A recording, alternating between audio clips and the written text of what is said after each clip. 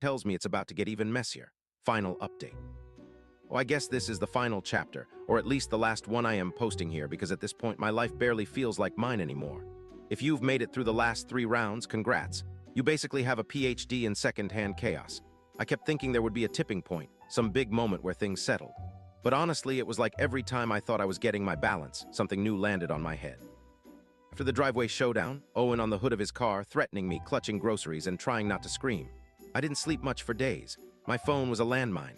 Texts from Brenda asking if I wanted to crash at her place. My dad sending links to how to file a restraining order.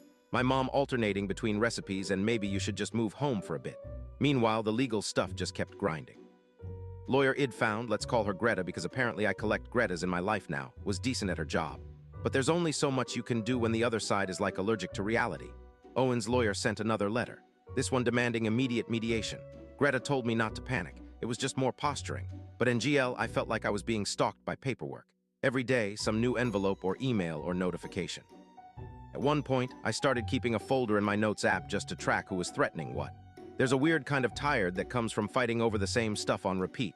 It's like being stuck in a glitchy video game. Same level, different monsters. Game, same level, different monsters. Game, same level, different monsters. Owen would text about his tools, then about his PlayStation, then about how I owed him for emotional labor. I started leaving his stuff out on the porch in boxes labeled in Sharpie. Tools, electronics, junk. He'd pick them up at weird hours, never alone. Sometimes with his dad, sometimes with Ricardo, whose stare always lasted a beat too long. They never came in, but the tension was always there, like a thunderstorm that wouldn't break. And then there was Tracy. I didn't expect her to stay in touch, but she did. A couple times a week, mostly late-night texts, sometimes a photo of her cat, sometimes just a meme, sometimes venting about how Owen was sending her guilt trip emails. Her mom called once, too, asking if I'd heard anything about Owen planning something.